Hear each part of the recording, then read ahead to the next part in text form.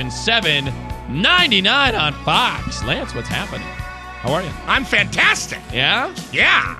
You been interested in the bracketology there? Do you watch the NCAA tournament? No. No? No, not interested. Do you take advantage of lonely housewives and girlfriends whose husbands and men are scattered around the Southland? Nobody that's with Lance is cheating on anybody because Lance doesn't roll that way. Are they just exploring? What I've been doing is standing and kind of surfing an island, because they move. Oh, yeah. And they might flip over. Now, did you catch a bad wave and maybe have it capsize on you? Well, I've come close. Yeah. Hadn't happened yet. That's good. But if I add some Micronesian folks and, put them all on one side, that island will turn right over, and then you won't have any people on there anymore. It happened on that cartoon, Mike, Lou, and Og, if you've ever seen that one. But I'm excited to help the people. I hear that representative from Georgia is a fan of that cartoon, actually. That's a good one. May have been where he got the idea. 877-99 on Fox. We'll start with a female listener, Becky in New Hampshire. Live free or die, Becky. Always. Okay, what up, girl? My blood pressure. Oh, and a comedian, that Becky. Yeah, funny. Okay, Becky, what's up? Okay, I don't mean to be a pain in the butt, just really quick. Mr. Money, there are no admirals in the Marine Corps. Oh, so it was what was he then, an Air Force? Generals. I don't know what he was then. He was an admiral, so I apologize. My apologies to our service people.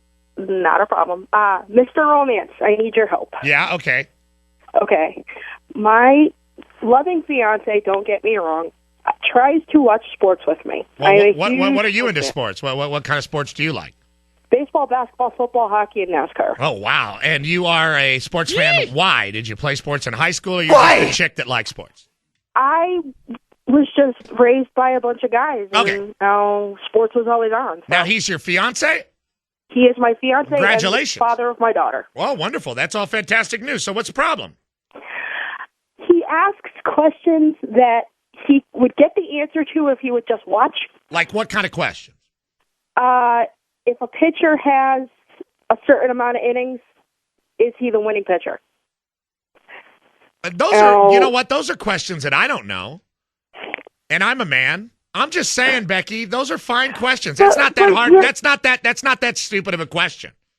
What does the white flag mean in NASCAR? Yeah, that's not a stupid question.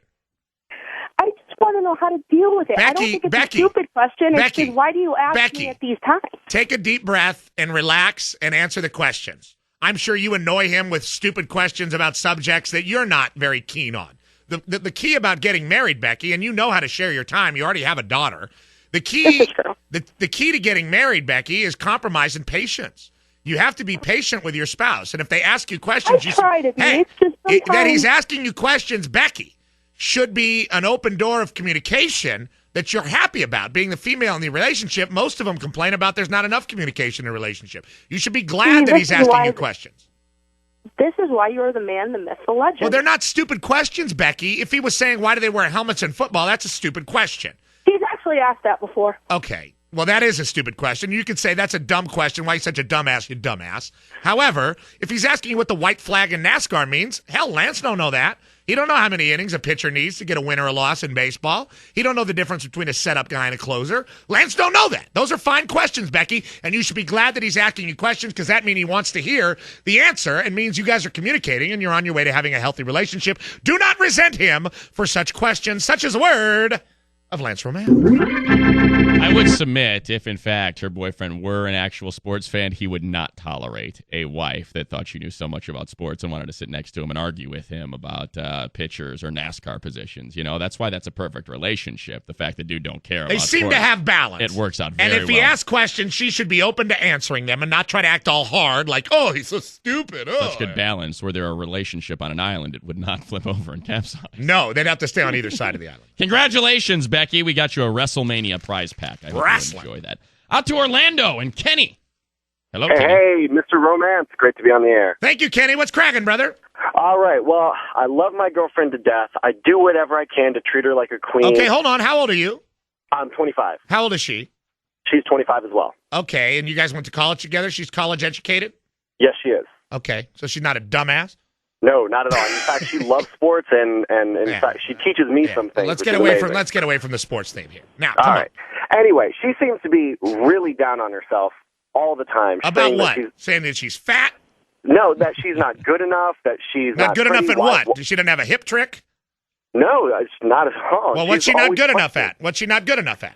She's saying that she's wondering why I'm always so nice to her because she doesn't feel like she's deserving of someone like me. Okay, well, she got a low self-esteem is what you're telling me. Exactly. Well, what can and I I do? just want to know what I can do to kind of pick her up, and coming from the man himself, I know you can give me some advice. Well, I am going to give you advice, but look, if somebody's down on their self, usually there's not much you can do about it as the person that's in love with that person. Now, does she have a history, kind of a bad family kind of history? Somebody beat up on her verbally or even worse? No, I mean, she's not really too connected with her family. Well, okay, well, that's what it is. Okay, that's probably what it is. There's probably something going on there. That's not really the issue here, Kenny.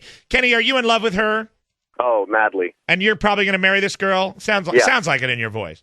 Look, Kenny, thirdly, when we marry somebody or we decide to be with somebody for a long-term relationship, we're basically accepting that person for who they are.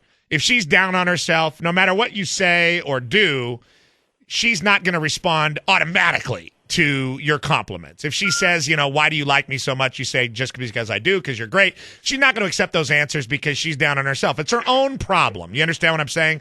And there's going to be very little that you can do to change that problem. She's going to be that way. And if you were a bad guy, you could probably really take advantage of a girl like that. You understand what I'm saying? You could cheat on her and treat her badly